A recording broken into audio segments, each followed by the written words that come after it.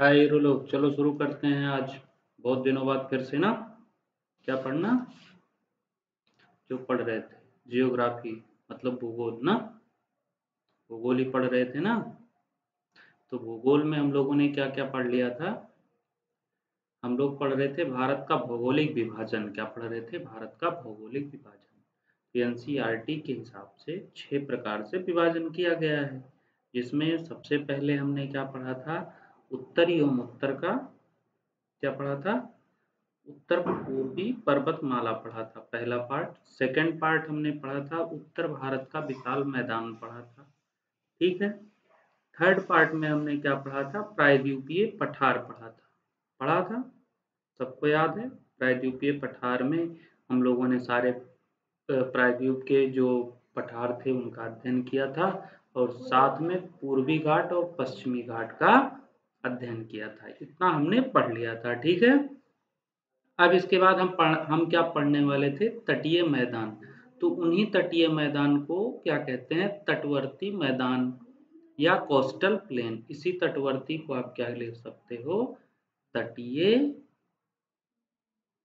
मैदान, ठीक है। बात समझ में आई? तो आज हम लोग क्या पढ़ रहे हैं? तटीय मैदान या कोस्टल प्लेन, ठीक है। शुरू करते हैं। आशा करते हैं सभी आप सभी लोग एकदम बढ़िया मस्त ठीक ठाक होंगे। चलो शुरू करते हैं फिर से मेहनत। चलिए, तटीय मैदान। देखो लिखा है तटीय मैदान। तटीय मैदान कहते किसे हैं? सबसे पहले तो हमें ये जानना आवश्यक है कि अब ये हम किस नंबर पे पढ़ रहे हैं? 4th पे पढ़ रहे हैं, ये ध्यान रखना। फर्स्ट पढ़ चुके पर्वतमाला, सेकंड उत्तर का विशाल मैदान, तीसरा प्रायद्वीपीय पठार, चौथा तटीय मैदान, और अभी पांचवा पढ़ना है। क्या पांचवा क्या है? द्वीपीय समूह। और छठवां क्या पढ़ना है? भारतीय मरुस्थल। यही 6 हमको पढ़ने हैं भारत के भौगोलिक विभाजन में, पढ़ने के क्रम में, ठीक है। तो आज हम 4 नंबर पढ़ रहे हैं, तटीय मैदान, जिसे हम क्या कहते हैं? Coastal plain. कहते किसे हैं तटीय मैदान? अभी हमने पूर्वी घाट पश्चिमी घाट पढ़ा, अभी आप लोग कंफ्यूज ना होइएगा, ध्यान दीजिएगा बस। प्रायद्वीपीय पठार के दोनों किनारों, पूर्वी व पश्चिमी पर विस्तृत संकीर्ण। संकीर्ण का क्या मतलब होता है? संकीर्ण का मतलब होता है पतला। विस्तृत का मतलब फैला हुआ। फैला हुआ पतला मैदान जो पश्चिम में, कहां से? पश्चिम में अरब सागर से लेकर, कहां से? अरब सागर से लेकर पूर्व में कहां तक? बंगाल की खाड़ी तक विस्तृत है, ठीक है। कहां से कहां तक? अरब सागर से लेकर, पश्चिम में अरब से लेकर और पूर्व में बंगाल की खाड़ी तक विस्तृत है। वही क्या है? हमारा तटीय मैदान है। इसका निर्माण नदियों व समुद्री अवसादों के परिणाम स्वरूप हुआ है। मतलब नदियों से हुआ है और समुद्री अवसाद जो आए हैं उनके परिणाम के स्वरूप ही तटीय मैदानों का निर्माण हुआ है, ठीक है। तटीय मैदानों को पढ़ने के क्रम में हम तटीय मैदानों को 2 भागों में बांटते हैं। पहला भाग हमारा है कौन सा? पश्चिमी तटीय मैदान। कौन सा है? पश्चिमी तटीय मैदान।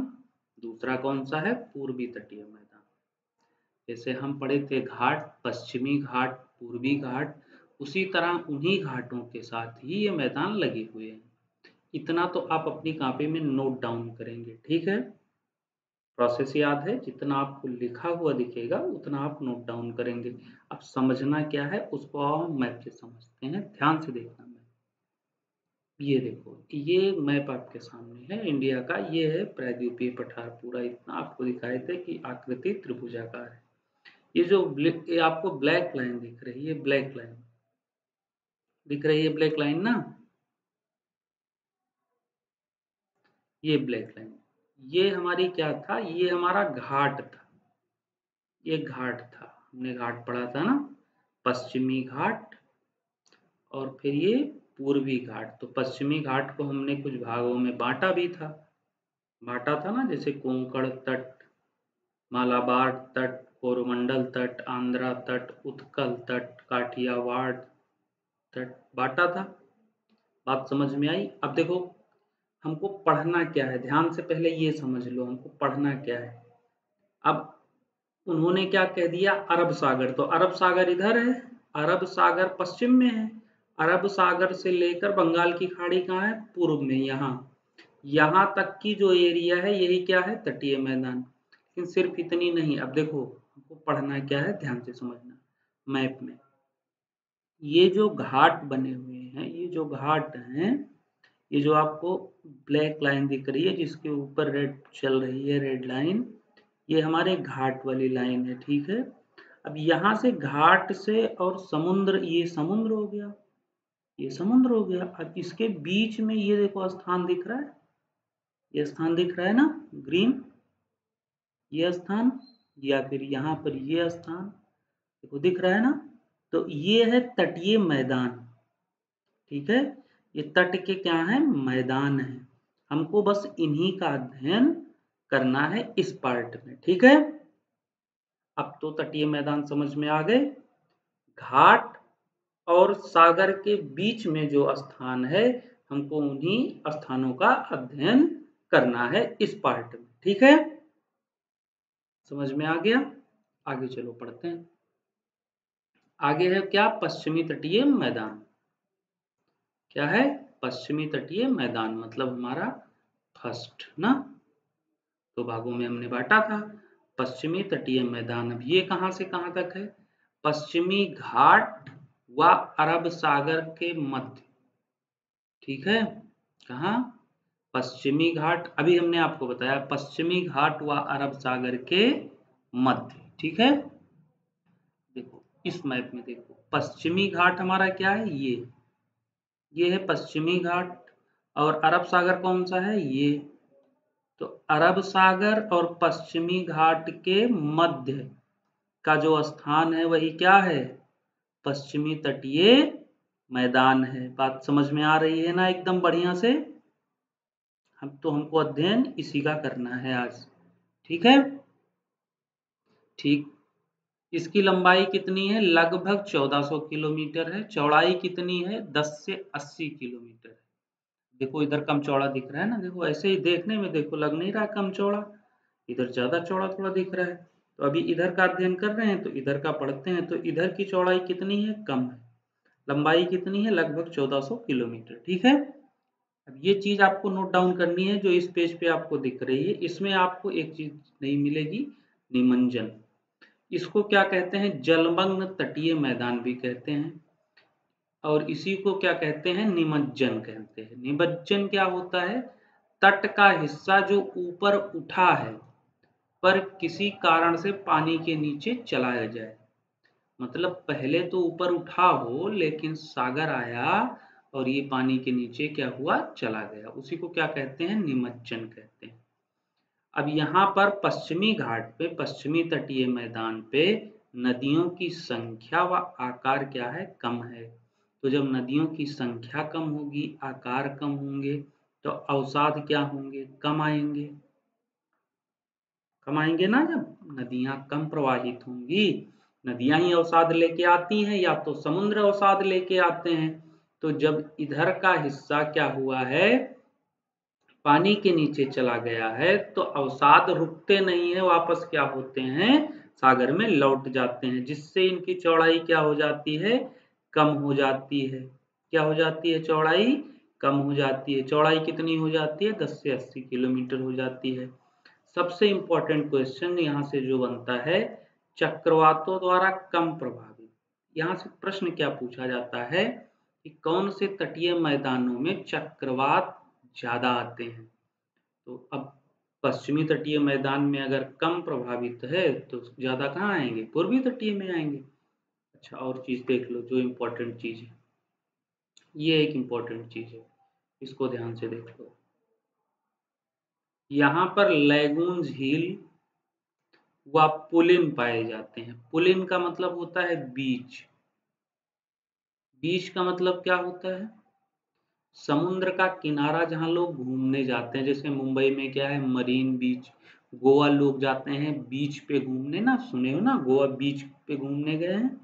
तो बीच का मतलब होता है ये है समुद्र, समुद्र का पानी बहता हुआ आया और वापस आके लौट गया, यहाँ से ऐसे आया, ऐसे बहते हुए आ रहा है, मतलब यहाँ से धारा उठी, ज्वार नदमुख उठा और आया और लौट गया।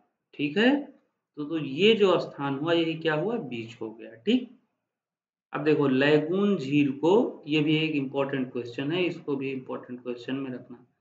ठीक, लैगून झील को, लैगून क्या होते हैं, अभी लैगून हमने एक बार आपको बताया था, जब हम लोग घाट पढ़ रहे थे, जब चिल्का झील पढ़े थे, तब लैगून हमने आपको बताया था। लैगून झील उस झील को कहते हैं जो समुद्र के अवसादों के द्वारा, मान लीजिए ये है इंडिया की बाउंड्री, अब यहाँ पे ऐसे हो जाए, ये बाउंड्री ऐसे हो जाए और समुद्र का पानी कहाँ चला है, यहाँ, मतलब तीन तरफ से वो क्या हो, इधर से धरातल है, इधर से पृथ्वी है, इधर से पृथ्वी है और इधर से ये पानी है।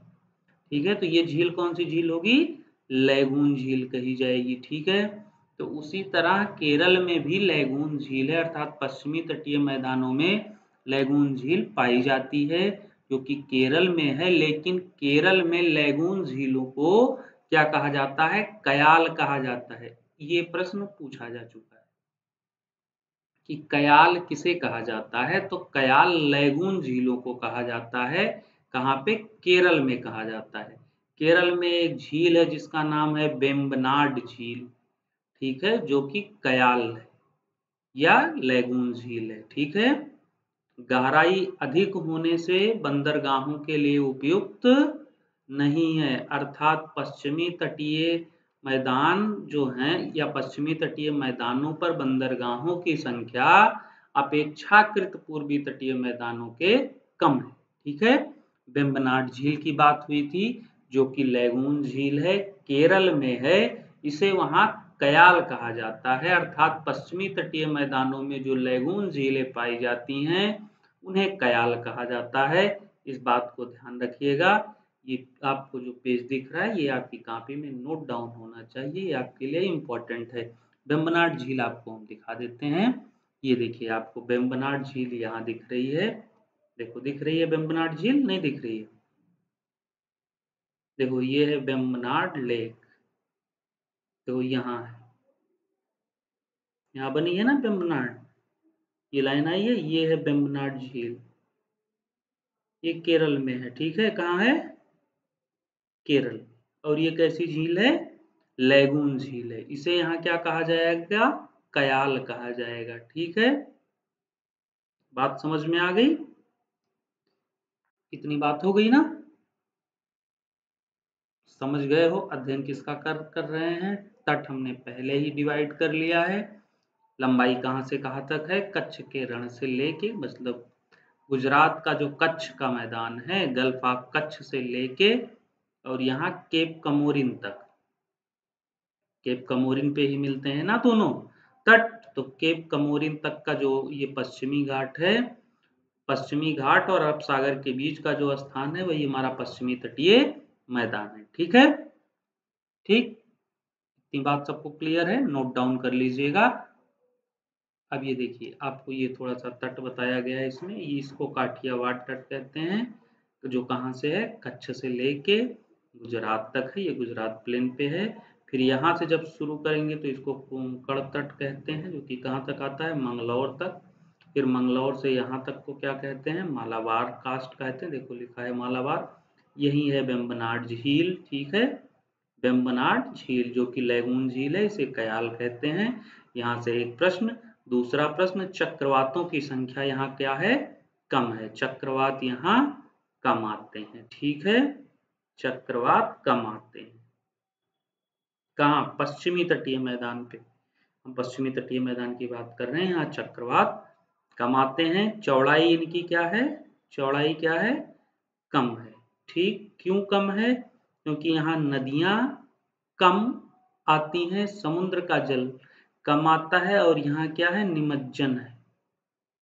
निमज्जन का मतलब हमने आपको बता दिया है, पहले उठा हुआ स्थान था, अब पानी के कारण क्या हुआ, सागर का पानी आया और धरातल नीचे हो गया, उसी को क्या कहते हैं, निमज्जन।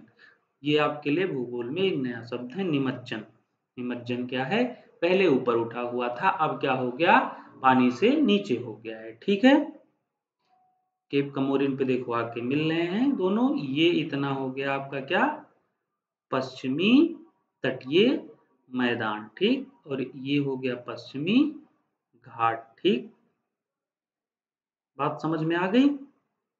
आगे भाव पढ़ते हैं, इधर के भी तट देख लो इसी समय पूर्वी घाट के। देखो केप कमोरिन से लेके कोरोमंडल तट है, कहाँ तक, आंध्र प्रदेश तक। आंध्र प्रदेश से आप बढ़ोगे आगे तो देखो हमने पढ़ा था दो तट यहाँ पर पढ़े थे, एक उत्तरी सरकार तट पढ़े थे, क्या पढ़े थे, उत्तरी सरकार तट।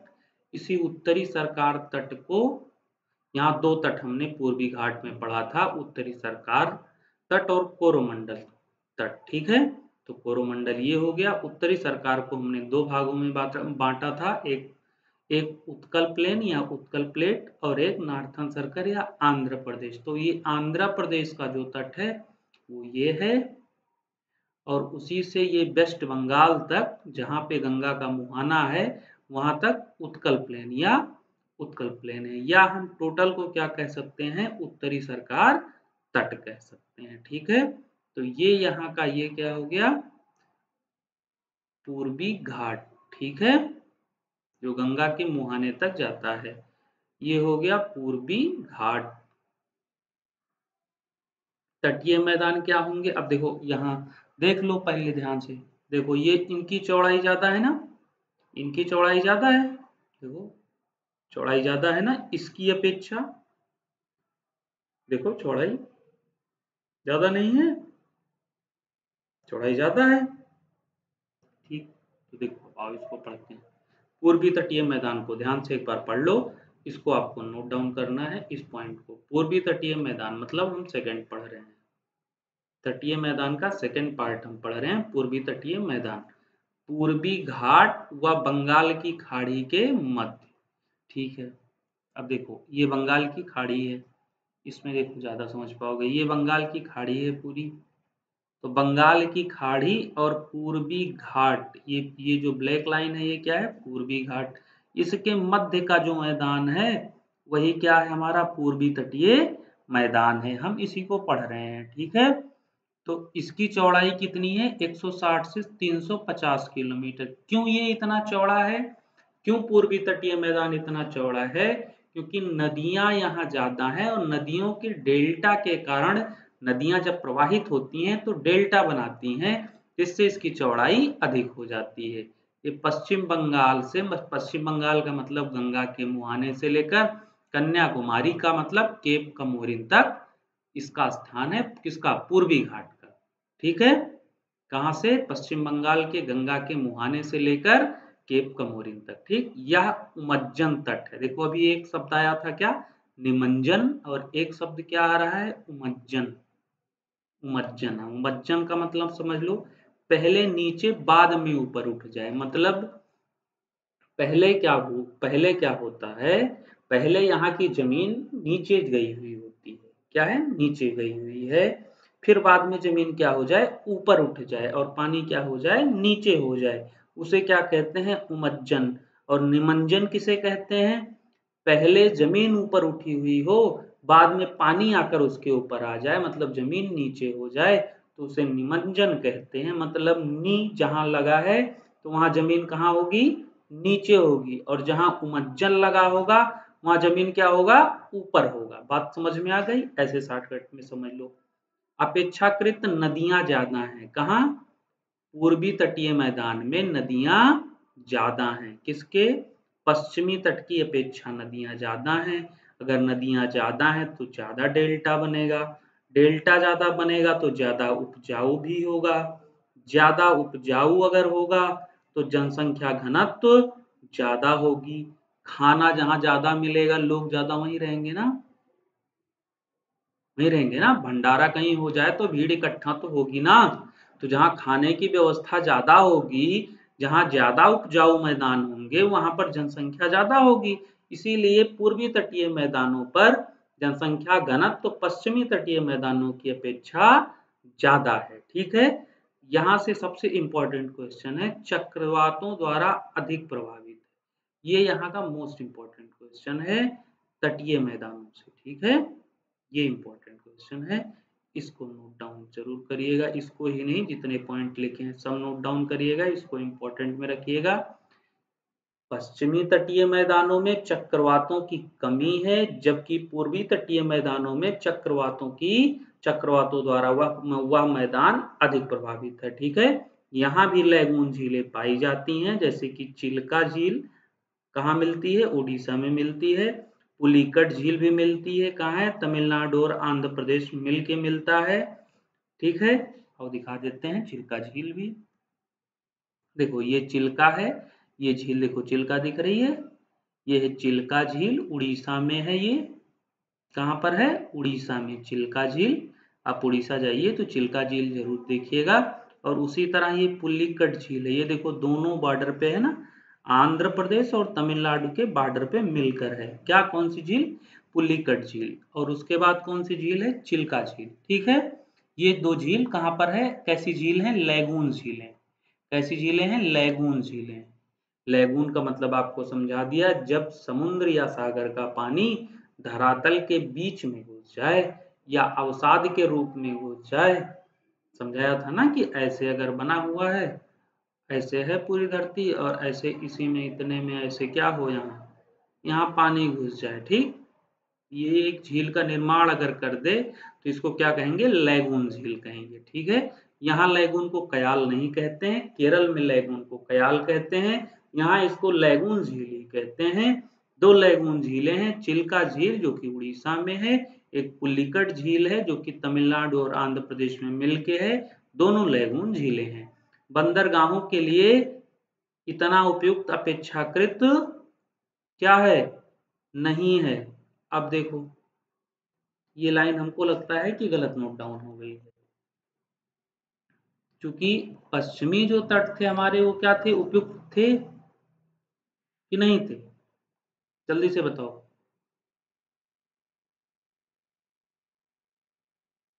गहराई जहां ज्यादा होगी वो उपयुक्त होंगे या गहराई जहां कम होगी वो उपयुक्त होगा।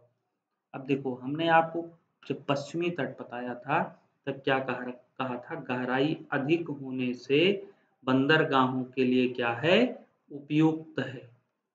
इसमें हम आपको क्या बता रहे हैं, बंदरगाहों के लिए इतना उपयुक्त अपेक्षाकृत नहीं है, क्यों, क्योंकि यहाँ गहराई ज्यादा नहीं है। क्यों गहराई ज्यादा नहीं है, क्योंकि यह एक उमज्जन तट है, पहले नीचे बाद में क्या हुआ, ऊपर उठ गया, तो जब ऊपर उठ जाएगा तो गहराई क्या हो जाएगी, कम हो जाएगी ना, इसीलिए बंदरगाहों के लिए अपेक्षाकृत उचित नहीं है, ठीक है।